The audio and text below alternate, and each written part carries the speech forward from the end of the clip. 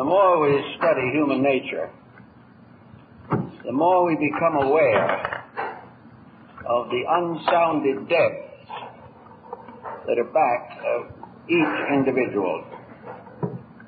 There's the famous story that you may know, a very brief one, which has a point in this regard. Someone once asked Antonio Stradivarius why he made violins. Antonio looked kind of nonplussed for a second and then replied, God made Antonio to make violins.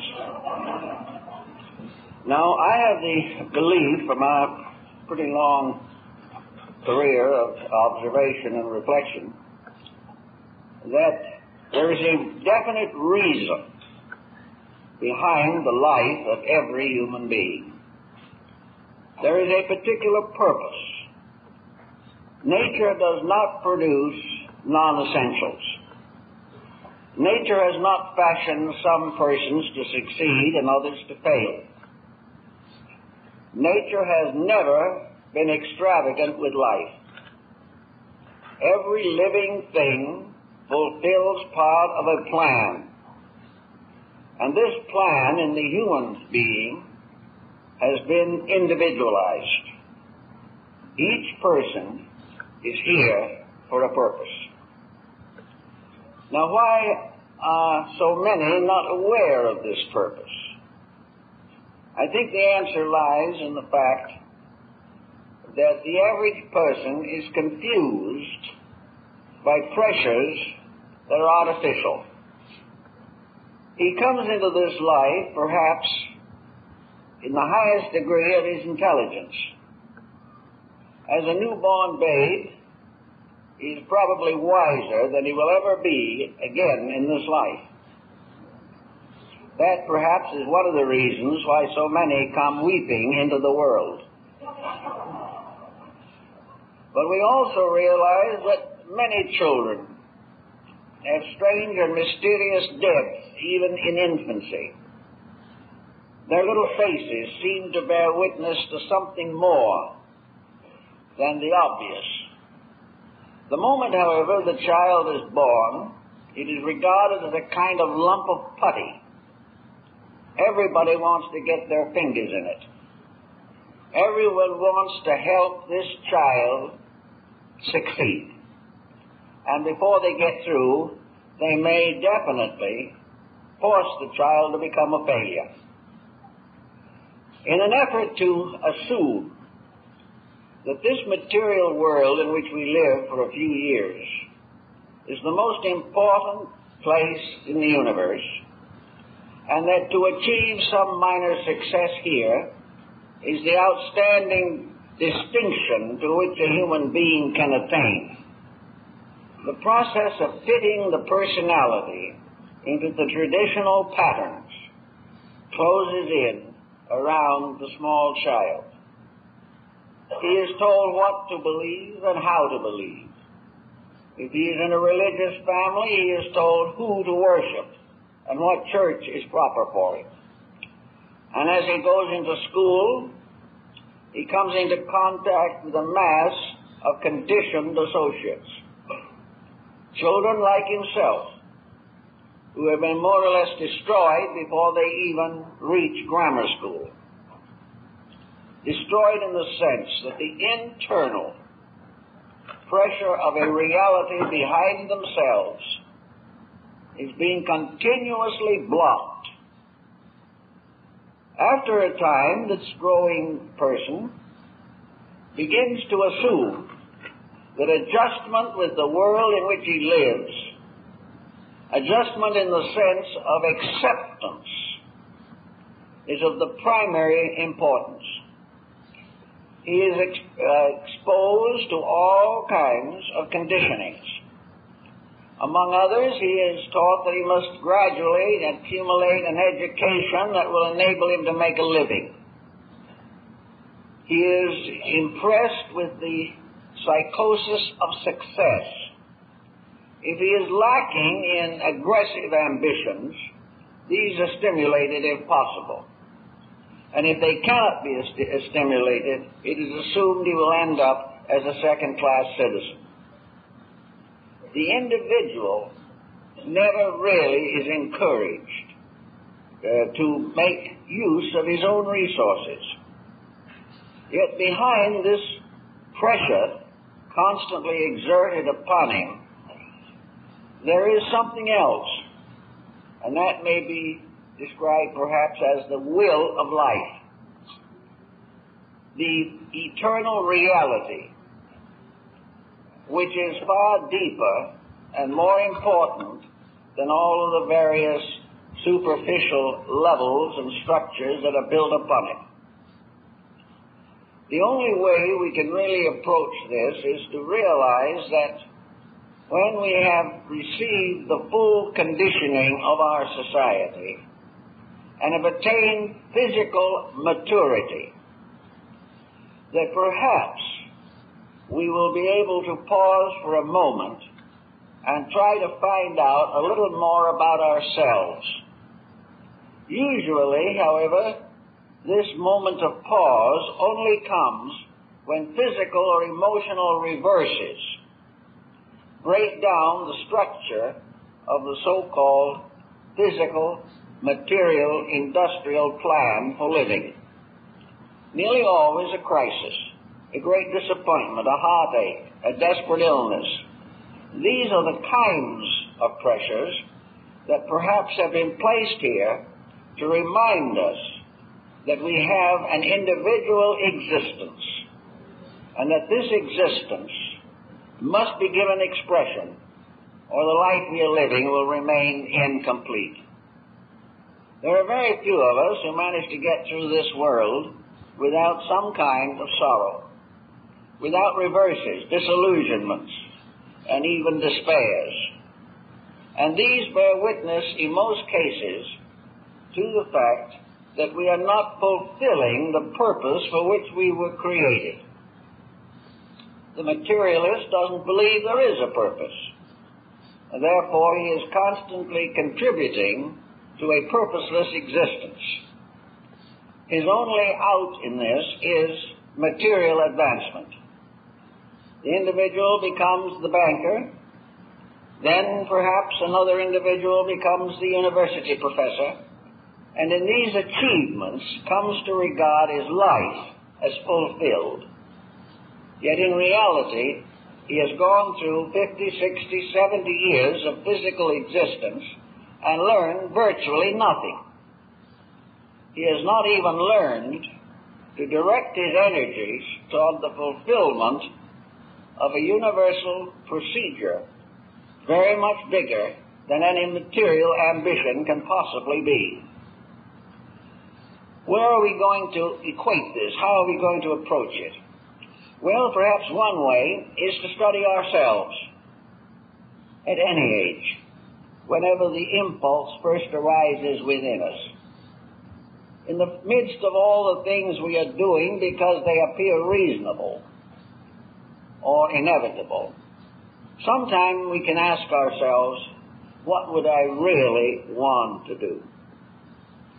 If conditions permitted to be to make a completely free choice, in what direction would my natural instincts impel me? It may well be that I'm a successful lawyer, but I always wanted to be a sea captain. Another individual always wanted to be a poet, but was never able to get around to doing much more than signing checks. What would the person be if he was able to fulfill the deepest parts of his own life? What would the small, quiet voice inside of him recommend if the pressure of outside over-influence was not there? I think that every living thing from the mineral kingdom on has some kind of an intuitional inner life. And this intuitional inner life impels that living thing, whatever it is, to fulfill the purpose for which it was created. To assume that the universal destiny is fulfilled by a person becoming a political leader or a major economist or an advisor to something, such cannot possibly be regarded as important to nature. Nature, which is a leveler of all things, nature which moves behind all the processes that we recognize, certainly is not too much concerned as to whether we have a swimming pool or not. Nature has a job of its own, and nature is working through living things to fulfill a common good. And each of us is in some way an instrument in this plan. And it is very important for us to try to understand the natural purpose for humanity. Why was the human being created? Why was the breath of life breathed into him? Why was he given a body such as he has? What was nature's purpose in placing him in an environmental world such as he knows? These questions are overlooked and ignored because they run contrary to our approved policies for conduct. Yet we cannot assume that nature was frustrated by the fall of the Roman Empire, or that the divine plan was overthrown by Adolf Hitler, or Alexander the Great, or Genghis Khan. These are episodes, incidents on the outer surface of human existence. They bear witness to ignorance, and false ambitions, arrogance, tyranny, which are not naturally given to us by deity. The idea that we are a compound of good and bad, with for the most part weakness predominating, is not solid when we contemplate it in terms of nature. Nature has put us together in an extraordinary way. It has created a being that even the greatest scientists cannot yet even estimate. Man is full of wonders. Nature has conspired to produce a miracle and called it humanity. Now the question is, what is this miracle going to produce? What is going to justify the millions of years of physical evolution that lies behind man? What is going to justify the constant unfoldment of faculties and powers? Most of them have been perverted. They have been degraded into instruments of profit. But behind the individual is a creativity that is superior to the uses that have been made of the creative instinct. Back of the individual is a resource infinitely greater than anything he ever uses. Why doesn't he use it? Well, to the most people, there is not even the realization that it exists. They've lived on the surface of themselves from the beginning and expect to end there. And having had this magnificent fabric bestowed upon them, they depart from this world with very little that they have contributed to the advancement of anything. How then does man get this incredible potential? The answer seems to be only one possible solution, and that is reincarnation. The individual is not here for the first or last time. He is here as part of a chain of embodiments. And the purpose of this chain of embodiments is the enrichment of the inner life of the individual. He has grown up through thousands of years, millions of years perhaps, of adjustment or neo-adjustment with environment. He has gradually come nearer and nearer to becoming able to use rather than abuse the circumstances that exist around him. Now, in this long procedure of rebirths, the individual has gradually matured a personal entity, an individuality. This individuality is based upon the accumulated wisdom, the accumulated experience, and to a large measure also, the accumulated wisdom which has come to him. This accumulation has resulted in a great generalization of abilities which we overlook. It does not follow that an individual like Stradivarius was a violin maker since the dawn of time, because back a little ways there were not any violins. But he was developing talents, abilities, which gradually came together to provide him with a kind of genius. And this genius to the Greeks was not a quality, but a being, the genius in us. This genius is a composite, subconscious, subjective record of the totality of our experience. It does not necessarily represent a continuity, because in many instances the life of the individual is violently changed. But it is always a record of a relationship between the individual and his environment. It began perhaps in the Stone Age or earlier, but it was always a struggle on the part of the individual to attain security in a hazardous environment. We are still struggling for the same thing. But unfortunately, we are not making use of the accumulated resource of previous experience, because it is not consciously remembered. It is ignored. And we have no way of explaining the various intuitions, hunches, feelings, pressures that do arise within ourselves. These pressures divide naturally into a number of levels. On one level, these pressures are simply the perpetuation of mistakes, which continue to pound us and annoy us until they are corrected. Another level of these pressures is imagination, intuition, the individual becoming inwardly aware of values greater than the commonplace.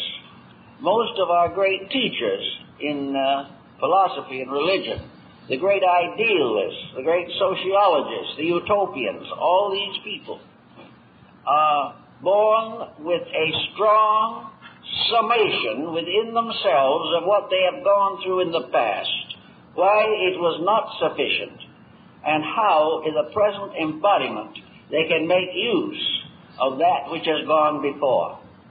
Physically, we can say we build upon history, but there is another kind of history. Records within ourselves, records within the flesh, the bone, the nerve, the artery, the glands, pressures within ourselves that bear witness to ages of conditioning. Now, it is not at all seemly that all this record, this internal achievement pattern, should be completely wasted. The fact that we do not consciously remember it is largely due to the fact that we have been taught not to consciously remember it by our environment.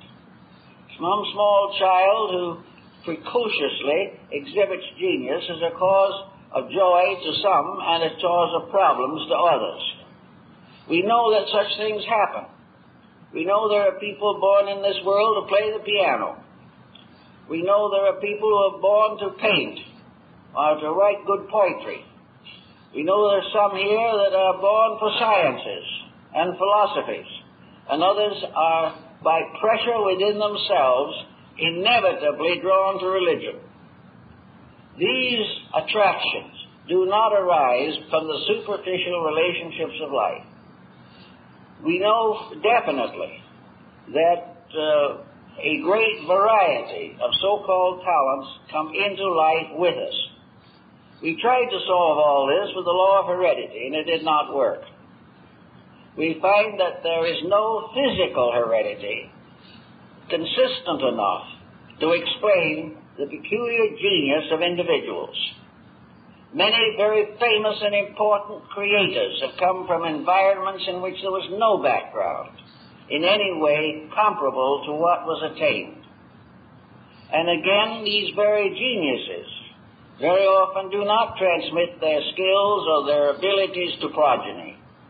And very often the children of genius are mediocre. There is something else that determines these things, and that something is the record the individual carries within himself. He doesn't have the details, but he does have a balance sheet which he brings with him, in which the assets and liabilities, the credits and debits, produce a peculiar type of internal integration, an integration which is going to dominate life if this is permitted. Now, this record of integration is not primarily built around material success. If we go back, assuming that the individual was born many times on this earth, go back a few hundred or a few thousand years, and practically all of the activities with which we are familiar today were in a very incipient state. There were no great economists because we were not even concerned with an economic system primarily. There were very few great leaders in any field, and very few skills were developed that correspond to our computerization today or to the advancements we now know in the sciences. It was an entirely different type of progress. It was a progress intended to release the conscious power of the person, to help the individual to grow. For growth is nothing more or less than the unfoldment and revelation of potential. Growth is, in truth, the individual becoming slowly but inevitably that which he was destined to be in the beginning. And to fulfill this destiny, the individual has to move his levels of estimation, realizing that the institutions we have today will pass away, as did those which went before. The laws, the national integrations, the entities with which we are now familiar are part of a passing pageantry. The world will change, for nothing is changeless but change. And much of the experience that we gain today in various arts and sciences will be of comparatively little use in a different type of social integration. But the experiences of growing, the experiences of gradually unfolding inner verities through transient physical manifestations, these experiences continue to accumulate. So we must finally, it seems, come to the original idea of nature, natural law and divine law, that the human being was created in the first place to amount to something, and that something is not to be judged in terms of the physical, mechanical, materialistic objectives to which we are addicted today. What we are really here for is part of the whole growth program of the universe itself. And every step that we take is, for instance, related to certain values within ourselves. One of these values is integrity. Now, integrity is something that naturally would express itself in the lives of most people. But integrity is gradually undermined by compromise. The individual, trying to avoid an unpleasant experience, departs from honesty. Or in order to advance his material estate, he corrupts his own morality. Or through weakness of appetites, he again compromises his personal virtues. Therefore, we have forever a struggle between integrity and compromise. Now, this struggle can go on anywhere. It can go on in a cave. It can go on in an ancient classical culture. It can go on today, and does go on, in the highly economized, mechanized civilization we know. It still remains inevitably part of human character to do it well or to compromise. But compromise is more pressureful where the advantages of compromise appear to be more desirable. But the entire story of man's morality and ethics goes back to the problem of compromise. It looks as though nature intends that we shall develop the internal strength of integrity. Integrity is a valuable thing. It is not only valuable here, but no matter what happens to our culture, it remains valuable. And what happens to us after we depart from here, integrity is one of the most important and required factors of evolution and progress. So all through thousands of years, we may have been trying to find integrity. Some people started looking for it at a very early age in the history of society. Others even begin to struggle for it only in the middle years of the present embodiment. But always nature demands it. Nature must gradually prove to us that integrity alone fulfills natural requirement. Here we have a world that could be a rather beautiful place with many opportunities. Most of the good has been compromised through lack of integrity. Life after life, the private citizen has suffered from the dishonesty of his associates and has compromised his life by his own dishonesty. On and on this goes, and will go probably for quite a time. But each person is able to break that pattern when he realizes that it is important to do so. And the fact that conscience remains, even though it seems to be very badly undermined, reminds us strongly that the desire for integrity is innate, and the desire for compromise is impermanent and due to external pressure. Another factor that is important in the pattern of things is the emotional pressure of life. Actually, the divine plan calls for a beautiful world.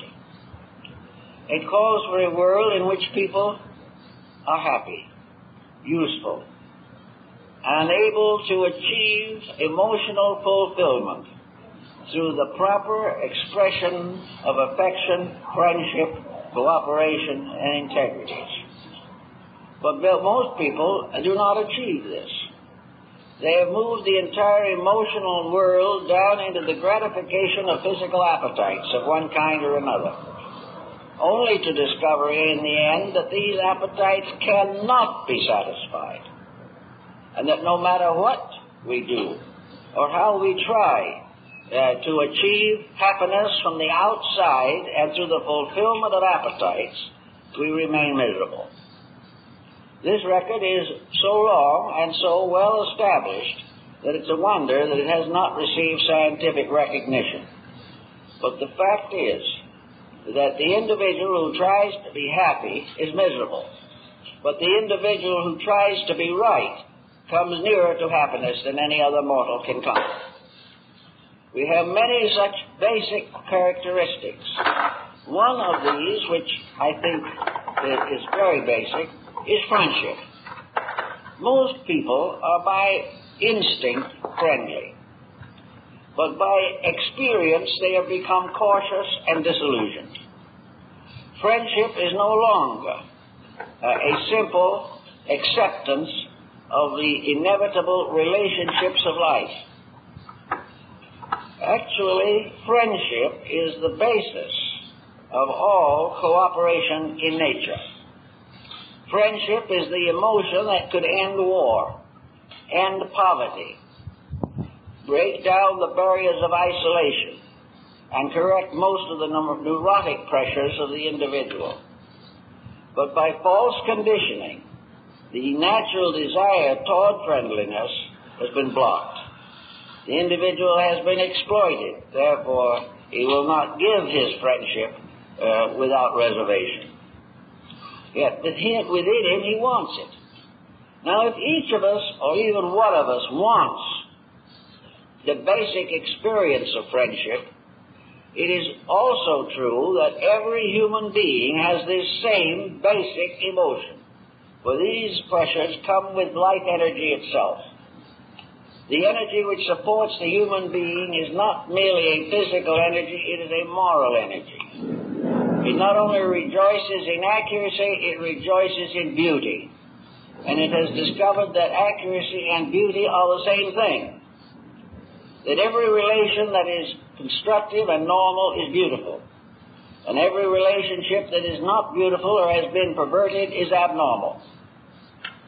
But the individual does not really understand how to face into this, how to work toward the revelation of the integrities in himself. There where we come into the various disciplines that have been adapted from time immemorial in an effort to help the person to rediscover himself or reaffirm his own actual place in the universal plan of infinite benevolence. Most of the disciplines that have been accepted in recent centuries and also in ancient times were disciplines of which the individual was expected to perform certain disciplined actions toward himself. It was assumed that he must quiet and subdue the authority of outside circumstances over his own inner life. He must break through the barriers of slavery. Serfdom is an artificial state, for in the infinite plan of things, all living creatures have equal rights. Each individual has an equal right with all others. And serfdom is nearly always the result of a mistaken interpretation of personal freedom. The moment that the individual becomes a slave to his own negative attitudes, he is in slavery. So the Greeks and the Orientals and the Egyptians and the early Christians all worked upon the problem of the individual achieving freedom. And it was generally agreed that freedom depended upon the person emancipating his own consciousness from the miasma of material addictions. The individual can live in this world, but not be of it. He can fulfill every duty of citizenship and family without becoming deluded by the false values that have sprung up in the human environment. So in discipline, the ancients believed that appetites and ambitions must be disciplined and curtailed. The individual must gradually divide himself from the common environment and assume or reveal his own personal destiny. Now, a personal destiny does not mean a rugged individualism. It does not mean that the individual is no longer benevolently inclined. His real problem is to discover himself as a factor in the infinite good of all that lives. He has to realize that there are many jobs to be done in connection with the release of consciousness through the personality. Each individual has a place in the labor of growth. He is involved in the unfoldment of all other human beings. This is because we accept that the plan for things was correct, that the divine purpose is real, and that there is no possible way of changing the basic requirements of living. We can change our false interpretations of them with every passing day, but the truth remains that we are here to grow and to serve. And it is important and inevitable that this gradually comes to our attention. So through discipline, we gradually break away from a whole group of temptations. We begin to recognize the true relationship between the life within us, which is eternal, and the life around us, which is temporal and impermanent. And we have to reassert ourselves as citizens of eternity. We have to recognize the unbroken chain of circumstances which brought us to where we are, and how this unbroken chain will continue in the future until it brings us where we should be. And this there is no way of avoiding. So instead of trying to avoid it, it is far better to move with it. It is a means by which we capitalize the basic assets which we have and begin to give emphasis more and more upon the unfoldment of potential. Now, when we start to try to do this, we have a problem on our hands also. Namely, which way do we turn to find adequate instruction? How are we going to be sure, or reasonably sure, that any move that we make is actually in conformity with natural law? Some feel that natural law would be consummated by a completely industrialized culture. Some feel that if we reach the point finally where the world is run by robots, the human being will be free to do as he pleases. But a world run by robots will never give the individual anything to accomplish as a means of unfolding his own potential. It is a mistake for us to invent things to think for us, or to invent ways of avoiding the common learning of life. Well, there is much more to be learned by the individual who can make a good pair of shoes than can be learned by the individual who simply buys pairs of shoes. Everything that we do increases skills, increases and releases self-creative expression. Whereas when we turn completely to an economic purveyance of things, we lose practically all initiative. We lose the ability to meet problems. And as we are now at the moment, we live in a world of gadgets which we cannot even take care of. We have lost the skills to do the things which might have made the possessions that we have important means of helping us to grow. Today, they are merely important means of hastening us into bankruptcy, because we do not use individual initiatives. To gain a better idea of this, it is nearly always advisable for the person to try to separate his own life, separate his external existence from his internal existence, and recognize that the internal existence is the most important. It is the final victory of life over illusion. If he really, sincerely, and intensely knows that as a being he must grow, and that only that which becomes part of an unfolding consciousness is essential, that which merely exploits consciousness for utility is not essential. The older peoples, therefore, advised a kind of quiet restatement of our own intentions, of our own beliefs, our own patterns. What is the best that we know when we are quiet and do not depend upon the conditioning influence of those around us? What do we believe about things? What do we feel about them? Do we really want to live better than we do? If we really want to, it means that the changeover is very close, that the past has brought us to the point where we can make a positive decision.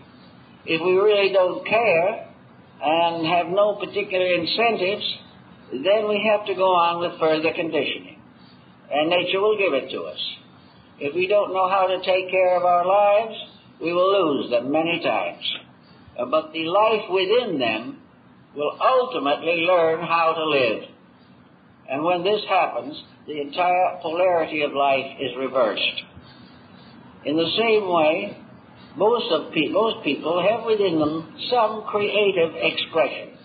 And one of the easiest ways to get at the average person's experience background in himself is through some form of creative self-expression.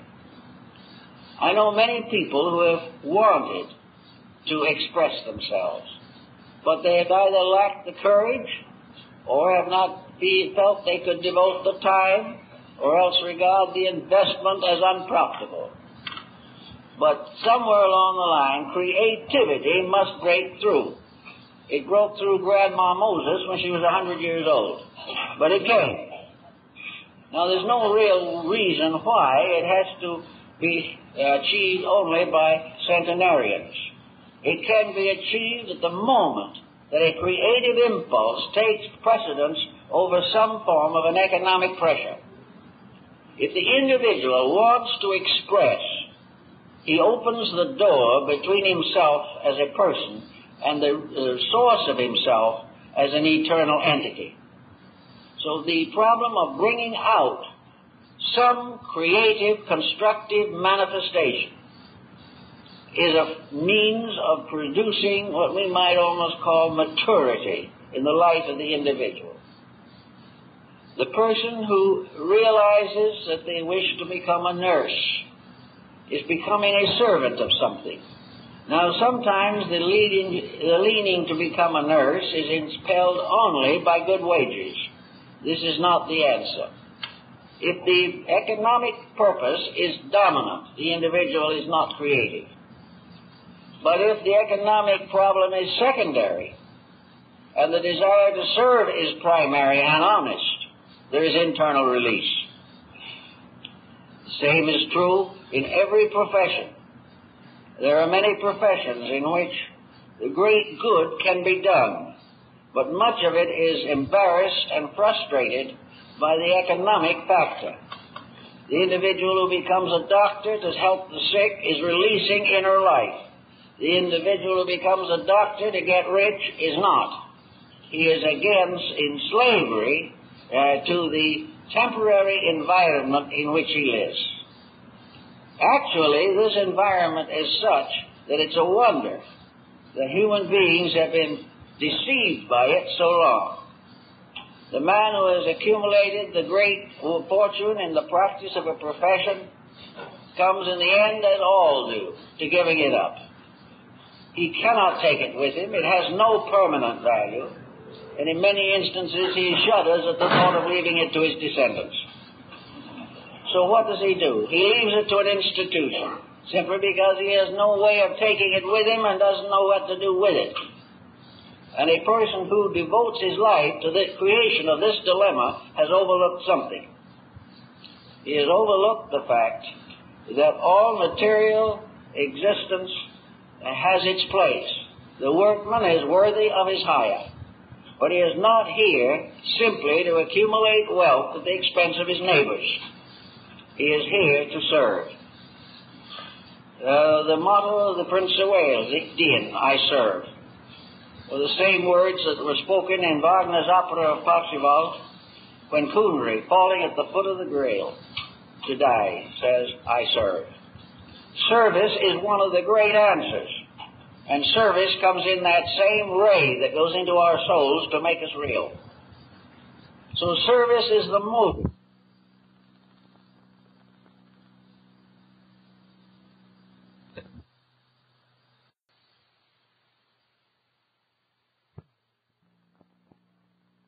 If he only serves from some secondary motive, giving a day to some hospital or something of that kind because it's done, this is not the answer. The instinct to serve is a spiritual truth within man. And it comes out in the most unusual ways. There are many cases where a perfect stranger has given his life to save another one who is in great danger. No unknown reason. He didn't have to do it. But at the moment of a great catastrophe for another, his own inner life took over. And he was able to make this important sacrifice. A sacrifice which was perhaps the best thing he ever did. But it is to get at this level inside of ourselves that we must all labor to the very best of our ability. Another aspect of the same problem is the effort of the individual to resolve certain uncertainties in his own heart and mind. Most persons, unconditioned by ulterior or non-factual pressures, believes in deity. Even those who may consciously and intellectually deny it because of the sophistication of their environment, still in their heart and soul believe. They believe there is a divine providence. They believe that there is a deity at the source of life. And for most who believe this, there is also a belief that this deity is operating through humanity on the level of human beings, and that the power of this deity is centered in the heart of every creature that has the physical structure to have this occur. And in other forms of life, this deity is present very often in the magnetic field because there is not enough organization for it to enter in and dominate. But everything in the world is dominated by this divine being. It is the power of life in us. Without it, we cannot breathe. And without using it, we cannot live correctly. It is this problem of getting at what life wants of us instead of the eternal cry of what do we want from life. Our wants are limitless, but the wants of life itself are few. And the most important want or desire of life is to express its own purpose. And its own purpose is the highest purpose that any human being can conceive of. So we have the right to gradually work toward the recognition of a purposeful background for ourselves. We are here to prove that we are growing. We are not here to make all the mistakes we made over a period of 100,000 years. We are not here because we died on the battlefield of Troy. We are not here because we fought the great war of the Mahabharata. We are here because it is assumed that from previous lives we have learned something, and therefore are capable of living above the level of previous existences. Yet in our general appearance as we go along through, it does not seem that humanity has learned this. It does not seem that we are really aware that it is not foreordained and predestined that we make the same mistakes we always made. In a sense, to make a mistake is a rare individual privilege that we can't afford. But actually, we keep on making the mistakes. And why? Well, look into ourselves. I know a great many people who are quite nominally religious. They believe in religion. They believe in God. They worship their various saints and sages with real devotion. But when temptation comes along, they fall. The one told me once that God would have to overlook a few of these idiosyncrasies. It might be that if God sat on a throne in the heavens, he wouldn't notice some of them. But unfortunately, God is inside of us. It is a divine principle that knows everything about us, while we know nothing about it. So there is no avoiding. The damage is done to the psychic integration. The damage is done to the development of internal character. The compromises that we make are scar tissue in our soul fabric. There is no possible way of avoiding it. So it is up to the person not only to be a nominal believer in something, or to accept the idea that he should do better than he does. The great problem is that he must do better than he does, or else he will remain as he is.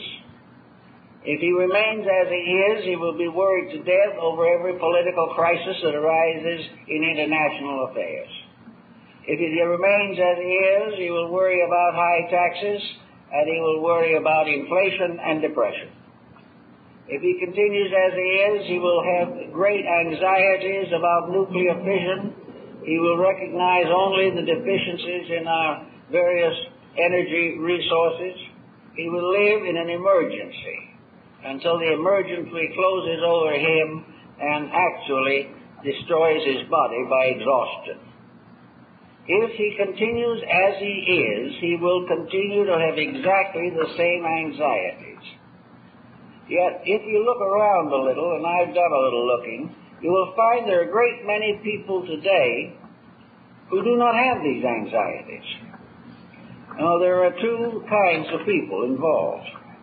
One is the childlike person who has not yet accepted the reality of the illusion. And the other is the very wise person who has outgrown the error of illusion. These two, one through innocence and the other through virtue, have attained liberation. The small child doesn't know enough to worry. The older, wiser person has recognized the operation of a universal principle, has accepted it, and is trying to live in harmony with it, fully aware that nothing that is real can ever be destroyed, and that nothing that is unreal can ever be preserved. In the ecology around us in life, we perceive definitely how human abuse is gradually exhausting natural resource. We know that as long as the abuse continues, the resource will become more scarce. But this is actually part of the growing process. To discover these things, to accept them, to know they are true, and to live according to them is what we are here to accomplish. And the more that we accomplish in this way, the more we adjust to a larger vision of life. In a comparatively short time, we will depart from this uncertainty, and for a time at least, be no longer directly associated with the causes of our anxieties. But if we haven't solved them, we will be born again as people with anxieties.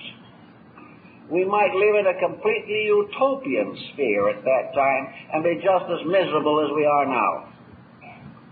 The individual who is miserable today will remain miserable until he solves the mystery of misery within himself, until he is able to build an acceptance of the plan of things and cooperate with it.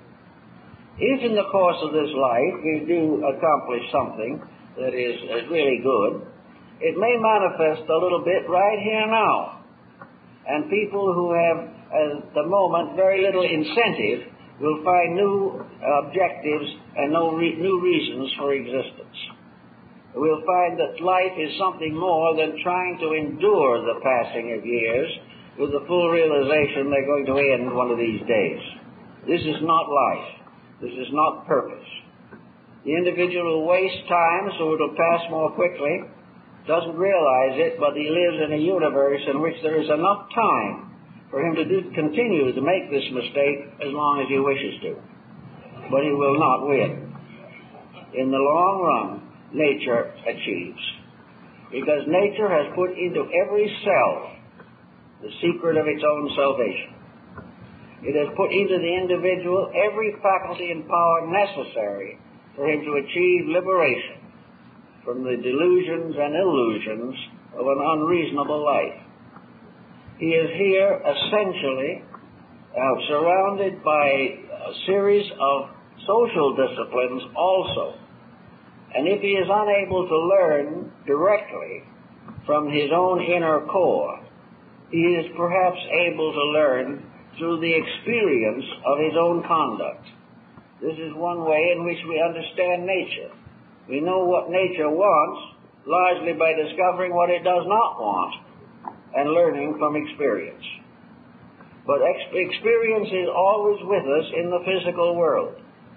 We are surrounded by problem after problem, and there are many clinical answers to many of these problems. If you go to a qualified psychologist or psychiatrist with a heap of worries, he will probably very quickly remark or bring to light the fact that you are suffering from a wrong mental attitude.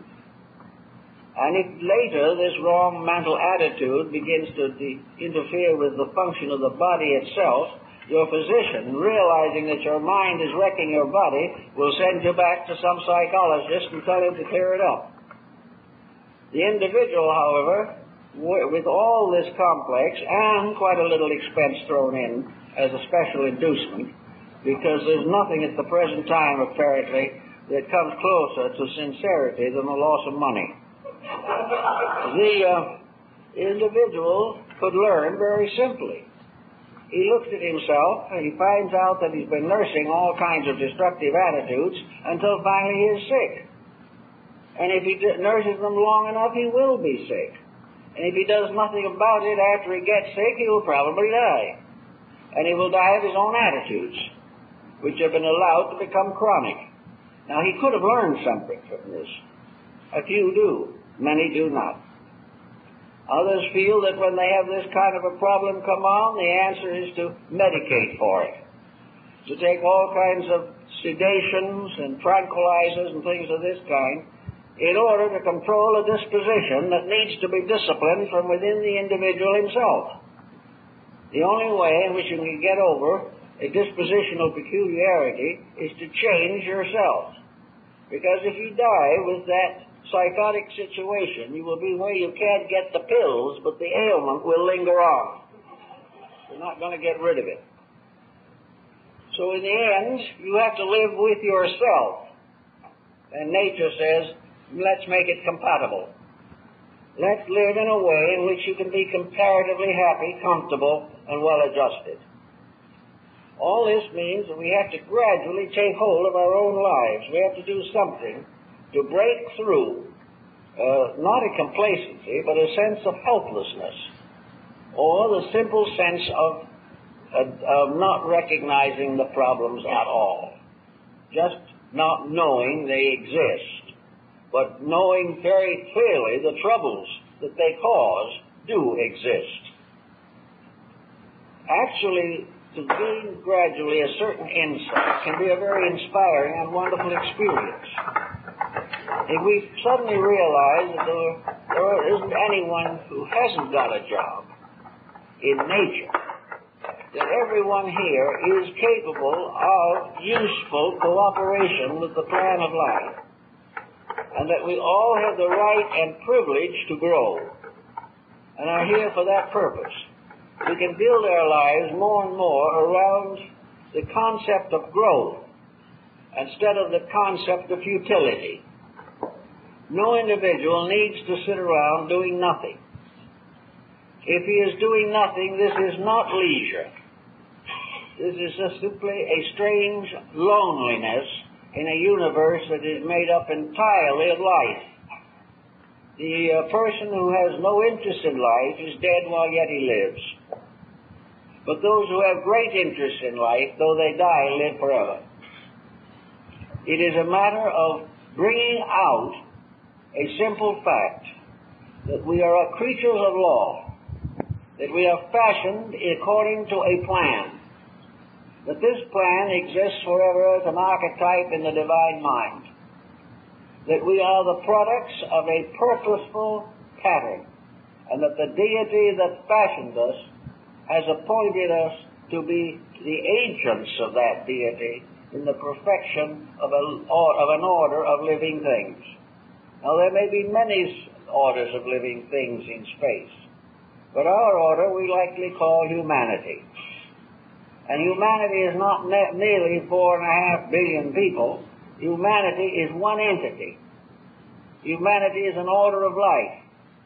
And it is part of the plan of things that humanity shall become perfected. That everything that was implanted in humanity as a potential, as a beneficial power given by deity, shall be brought forth to fruition. That it shall bear fruit according to its kind. And that from this gradual cooperation, this gradual mingling of purposes and motives on a constructive level, humanity as an entity, as a simple being, collective, will come into its inheritance. That it will fulfill the purpose for itself. When this occurs, then the entities that are here will have cooperated and will have graduated from this particular grade in the school of creation. Humanity may be in the first year of high school, or it may be the post-kindergarten. But whichever it is, we graduate when we outgrow that particular type of condition. And we outgrow it only by mastering it. We can never outgrow it by voting it out or trying to evade it. No government can take care of people who cannot take care of themselves. They have to gradually be taught to use the resources with which they have been endowed. Now, in our way of life, there is also a great misunderstanding as to what constitutes a good life. To many people, a good life is an opulent life. It is a life of leisure. It is a life of extravagance. It is a life of being able to do exactly what you please, whether what you please is good or not. Therefore, all of the ambitions of the race are directed towards a superior social state. This in itself, of course, is related to karma. But who is to judge the karma? Perhaps this so-called exalted state is more or less an examination, a test. We have at some time or other earned a greater degree of security than some others have earned. So it's given to us. And having been given to us, we promptly abuse it. Therefore, we lose it again. You can never abuse anything into a permanent possession. Consequently, it is a kind of testing. Perhaps we have, through virtuous action, gained the right to certain benefits. In other words, good karma moves in on reincarnation. And the person who has done a good deed is the recipient of a good deed. And if we have achieved a certain management over lesser things, we will be given power over greater things. So it comes. And the moment we get the power over greater things, we proceed to forget our principles and abuse that power. Then, as Buddha says, who came and walked as a king will come back as a beggar. For things done and things undone. Therefore, there is no security in physical estate, nor is there any deficiency in the lack of it. It is very possible that the greatest growth will be done by people who will never even be aware of that growth as far as this life is concerned. They will be people you will never hear of, but people who conscientiously and with dedication try to fulfill the proper and reasonable responsibilities of life. By so doing, they contribute to the release of their own inner soul power. And as Gandhi once said, the great victory is the victory of soul power over brute force. Wherever we are self-centered and selfish, we belong to a level of brute function. But when we transform or transmute all the energies that we have into soul power, then we begin to live not for ourselves, but for the good of others. Gradually, by degrees, we recognize opportunities to serve. We become involved in patterns and circumstances that are a permanent good to others. And as in the case of most of the great teachers of the world, we become martyrs to the needs of others. All of these are part of a good preparation for the future. We are going to grow. We are going to fulfill the proper destiny which was assigned to us. As we grow in this way, we will find that a great archetypal pattern, Jamie speaks about these patterns. There is an archetypal pattern of humanity. It is a magnificent radiant star, a magnificent living light. And what the human being is attempting to do with all others of his kind is to fulfill this archetype, to bring it into perfect incarnation in the structure of humanity itself. It is this pattern of the perfect humanity that the divine mind projected at the very beginning. We are here to be ye perfect. And to be perfect, the individual has to perfect his own nature. The problem of perfecting is, however, not, according to nature itself, difficult. And most persons in what they might consider a better environment would do much better than they do now. But the great victory is the victory of self over circumstance. This is the sign of strength.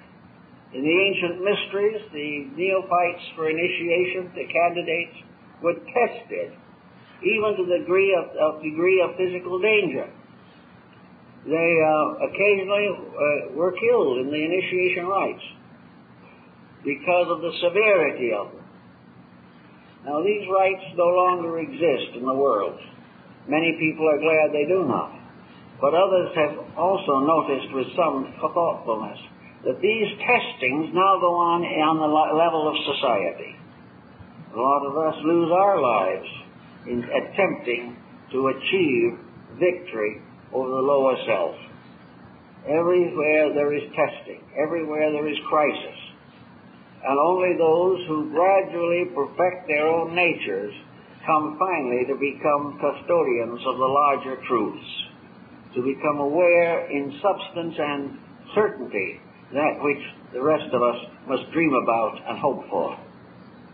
But the testing of the individual is inevitable. Therefore, in this time, we are really very fortunate people. We don't really think so much of that at the present time. But actually, a crisis such as we are in is definitely an initiation. It is a test. And each individual is going to react according to what he is. And each individual should note carefully his natural reaction. He should note whether or not this situation is bringing out something of his own higher understanding, or whether it is merely making him irritable and frightened. If he has no resource within himself to face change, then he should begin to search inside of himself very assiduously. He must find the victory of his own inner insight over the pressure of society. If enough people do this, of course, the social problem would be solved. But in time, enough individuals will gradually assemble so that the problems will instinctively fade away. But this will not probably be in one life or even a dozen lives. But ultimately, the changes in human reaction will result in the transformation of social structures. Society will emerge as a composite structure of a proper nature and purpose, as more and more individuals live for what they give and not for what they get. The Reformation, the universal Reformation, begins in man and must continue in man until the work is finished. So we say again, try occasionally to imagine, to visualize more or less what you would have done with your life if you could have lived it exactly according to your perhaps childhood hopes, the dreams that you had in the beginning, which were merely perhaps dramatized fairy tales. But actually the fairy tale is an archetypal dream. And in the long run, we are all going to live together forever in happiness. But it's a long way off for the majority. But in this fairy tale life, think back to what you would have been before ambition got you, before the pressures of other people affected you, before your dreams were blighted. What did you want to be? What kind of a person did you want to be? And in your early teens, before you got set in too heavy an educational pattern, what would you have liked to do with your life? What kind of a career would you have chosen if the economic factor had not existed? If it hadn't been a problem of earning a living, what would you have preferred to do? If you're one of those people who perhaps would have preferred to do nothing, then you better take on the responsibilities of the moment. But if you already had dreams, and they were blighted, and there were instincts to creativity. I know people in late life who are writing very beautiful poetry. Poetry seems to be one opening that comes through. Sometimes an individual has had a poetic instinct all their lives and never actually wrote 4 verses until they were over 60. But it's there. Others find, as the responsibilities of raising children and things of this nature, that the old dreams come back, that there was something they always wanted to do.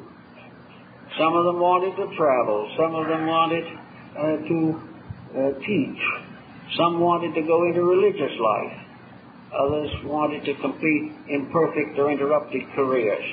But everyone wanted to do something. And when they do that something, nearly always there's little or no satisfaction unless that something they want to do is a common service. It is something they want to share. The poet wants to share his innermost feelings with anyone who will read his poetry. The actor wants to share his reactions to the drama that he participates in. Everyone would like to have a field of expression, an expression that is worthwhile. Now, this expression may be censored by a lifetime of frustrations, and it may be that by the time we get around to it, some of the edge and ambitions of our inner lives have become quieted. But everyone can do something. Everyone can make some kind of a creative contribution. Perhaps no one will ever know about it but you. But if you do it, not merely talk about it, but do it, you will find that there is a great release within yourself. An individual who can develop a good creative outlet will probably never need psychological or psychiatric care. They will release from themselves, and everything that we release from these little plants, which we call our personalities, will either be flowers or fruit. The flowers represent the simple expression of the beauty in ourselves, and the fruit represents the contribution we make to the common survival. These things can help us, but we must come to the conclusion that deity in its infinite wisdom was not interested in creating a lazy creation. It didn't want to make a world of people trying to escape responsibility and hoping to cut down working hours till they do not do anything at all. This is not the divine plan. And if we frustrate this divine plan enough, the punishments will get heavier and heavier. But we are going to change and we're going to learn before we get through. So the easiest and the most purposeful thing is to learn now, to get started at it, to do the things that we have within ourselves. Go into your own depth and find out what's there that you could use to make a more beautiful life. That you could also find the ways of sharing life, getting over prejudices. One problem, of course, is that the prejudiced person nearly always carries many years of irritation or disillusionment or anxiety over things that may have happened so long ago that everyone else has forgotten them. But prejudice is not beautiful. Prejudice doesn't help. It only locks the individual in negatives, and it closes to the mind that is prejudiced all the beauties of the area in which that prejudice controls. If we are prejudiced against people, if we're prejudiced against arts or crafts or religions or races or anything of this nature, we are simply cutting off part of that one glory of life which we should understand, should accept, and should be able to use in the development and maturing of our own consciousness. Clearing up prejudice, opinions, getting over old grudges, do anything possible to to take false pressures off of your own subjective life. For it is only when the false pressures go or cease that the true pressure of the divine life within can come through. It is only possible to move from the inside out when we stop cramming everything from the outside in. As long as we build our entire life upon outside circumstances, the inner life has no chance. It goes along until we depart from here, and in due time it comes back with another body. But unless we allow it to speak, we will never know what our real destiny is, and we will be pushed about by the common attitudes of unenlightened persons. But even these unenlightened persons are growing also. Everything is growing. It is a magnificent unfoldment, but it exists on many levels, and each individual must try to function on the highest level available to his own consciousness. And at the same time that he is doing this, realize that the higher his level of consciousness is, the more perfectly he will understand all whose consciousness is less than his own. That which is above always understands all of that which is below, because it cannot get to the above without passing through the below. And in the basic subjective of the entity, all conditions of achievement less than our present level exist. And by calling upon our inner life, we develop a great sympathy for the lesser. And instead of looking down on it, we regard it as a parent might regard children. As Pythagoras very wisely observed, there are only three relationships in life. He says, there are those who are wiser than we are, and they are our parents, regardless of whether they have any blood relationship or not. Then there are those whose knowledge and wisdom is equal to our own. They are our brothers and sisters, and we exist with them in perfect equity. And there are then those also whose knowledge is less than our own. They are our children, regardless of whether they're related to us or not. They are our children, and we shall instruct them. So there are no other relations in life. And the individual who has the proper outlook or in-look upon life will realize that it is one very beautiful picture, a wonderful, sensitive, sympathetic situation in which we are all bound together by the strongest possible ties and separated by the weakest possible separative factors. As we gain more understanding and sympathy for this, I think we will find more of our place in the plan and how to cooperate with the divine purpose. Well, I guess that's all for this morning, folks. Now, I've got an announcement I'd like to make. I have a little announcement I'd like to make. It's a very disturbing and discouraging announcement, no doubt, but I'm going on vacation. I've had about 5 vacations in the last 40 years and spent 3 of them in the hospital. So this time I'm going out. I'm going to do something very rugged. I'm going to rest. So for the month of August, I won't be with you. And during that month, John Irwin, a friend of 40 years, who is now succeeded Dr. Drake as Vice President of the Society, is going to take the Sunday morning sermons or discussions. He is a very well-equipped man. He is profoundly concerned over the union system